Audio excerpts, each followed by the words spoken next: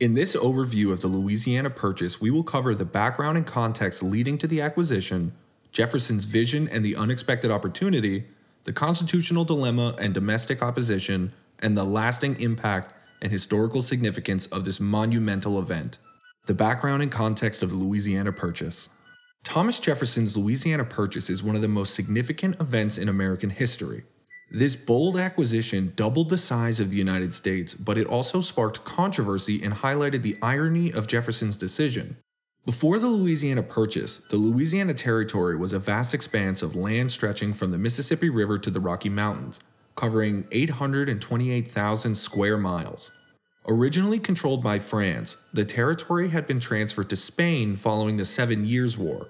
However, in 1800, under the secret Treaty of San Ildefonso, Spain returned the territory to France.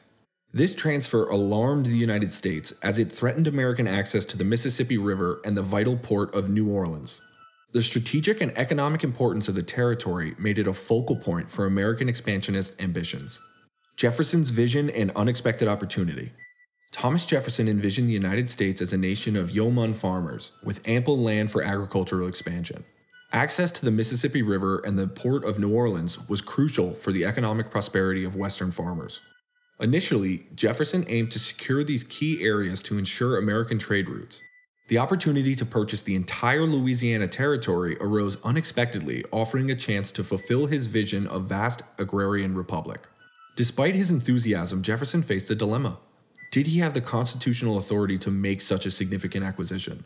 In 1803, Jefferson sent envoys Robert Livingston and James Monroe to negotiate the purchase of New Orleans and the surrounding area from France. However, Napoleon Bonaparte, facing financial difficulties and the threat of war with Britain, decided to sell the entire Louisiana Territory. The offer to purchase the vast territory for $15 million was unexpected but too good to pass up. The deal would double the size of the United States, providing immense opportunities for expansion.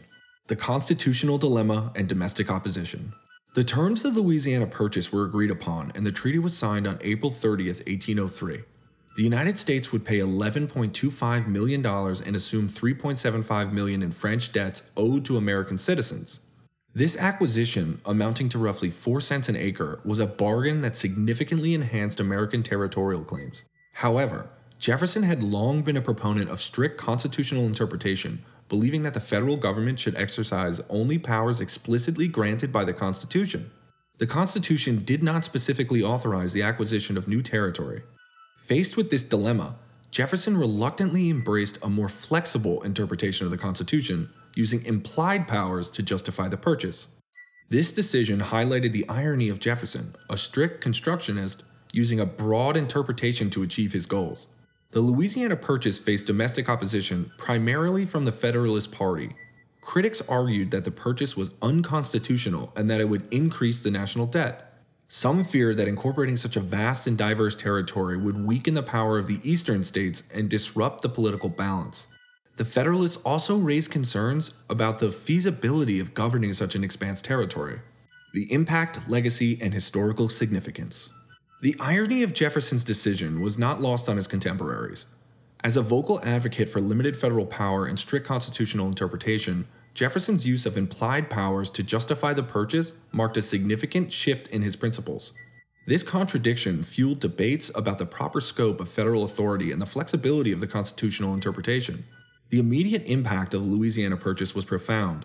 It provided the United States with vast new territories to explore and settle, sparking westward expansion. The Lewis and Clark expedition commissioned by Jefferson in 1804 mapped and documented the new lands, providing valuable information about the geography and resources of the territory. Economically, the purchase opened up opportunities for agriculture, trade, and resource extraction.